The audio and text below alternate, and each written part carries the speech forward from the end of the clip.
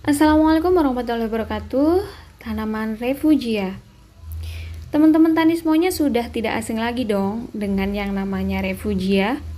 Iya, tanaman berbunga yang warnanya cerah, warna-warni yang biasanya ada di lahan budidaya maupun di pematang sawah. Sebenarnya apa sih tanaman refugia itu dan apa fungsinya? Kenapa banyak sekali petani yang menanamnya di pematang sawah maupun di lahan budidayanya? Ikutin terus sampai akhir ya untuk mengetahui manfaat dari tanaman refugia.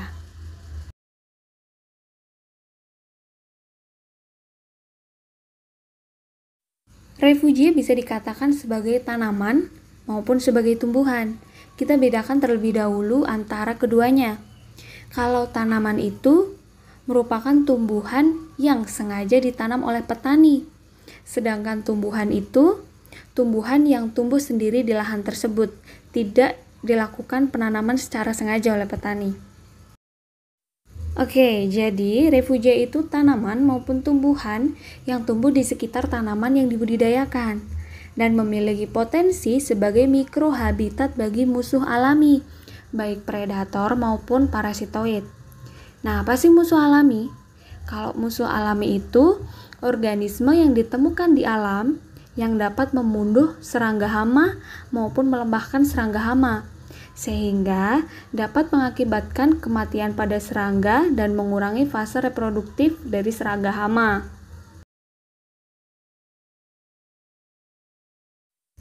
Mengapa saya mengatakan kalau refugia itu bisa dikatakan sebagai tanaman dan sebagai tumbuhan? Karena jenis tanaman refugia itu ada berbagai macam. Ada yang dari tanaman hias, ada sayuran dan palawija yang bisa berpotensi sebagai refugia, dan juga ada yang dari jenis gulma maupun tumbuhan liar. Oke, kita bahas satu persatu mengenai jenis tanaman refugia ini. Yang pertama, tanaman hias. Yang paling sering dijumpai yaitu bunga matahari, bunga kenikir, dan bunga kertas. Kemudian sayuran dan palawija yang berpotensi sebagai refugia. Di samping dia juga berpotensi sebagai bahan pangan untuk petani, yaitu kacang panjang, bayam, kacang kedelai, kacang hijau, dan jagung.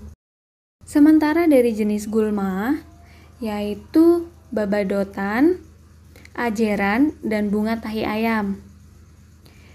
Dan untuk tumbuhan liar yang berpotensi sebagai refugia, yaitu rumput setaria, pegagan, bunga legetan, rumput kancing ungu, dan kacang hias. Seperti yang kita tahu bahwa banyak sekali petani saat ini yang memanfaatkan refugia dan menanamnya di pematang sawah maupun di kebun budidaya miliknya. Sebenarnya manfaatnya selain untuk mengendalikan hama secara alami ini, untuk apa lagi sih? Yaitu untuk menjaga keseimbangan lingkungan dengan menarik beragam spesies serangga lainnya, seperti serangga penyerbuk atau polinator. Keragaman makhluk hidup yang melimpah di suatu habitat lingkungan atau ekosistem ini akan mempertahankan keseimbangan alam dengan baik.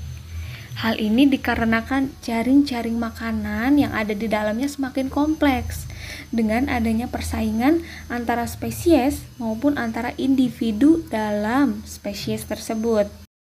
Apabila dilihat dari segi ekonomi, juga sangat menguntungkan bagi petani karena dapat mengurangi biaya usaha tani untuk mengendalikan hama, sehingga keuntungan yang didapatkan juga meningkat dong, di samping lingkungan yang juga terjaga.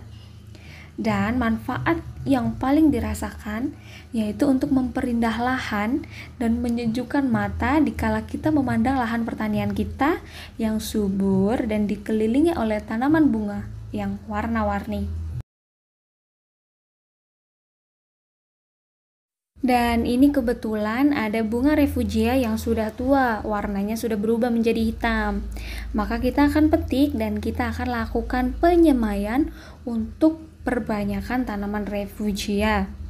Sebenarnya benih dari bunga refugia yang sudah tua ini bisa langsung kita sebarkan di lahan. Akan tetapi, untuk tingkat keberhasilannya akan lebih tinggi jika kita menggunakan metode semai.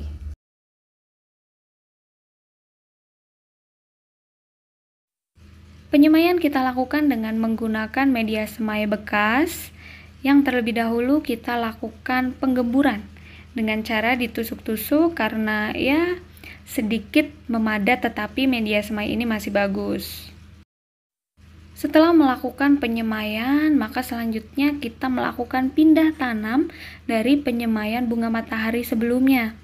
Pindah tanam ini dilakukan untuk merangsang pertumbuhan akar dari bunga matahari, karena bisa dilihat ada bunga matahari yang tinggi dan ada yang masih kecil-kecil. Jadi kita yang kecil dipindah tanamkan agar pertumbuhannya lebih maksimal.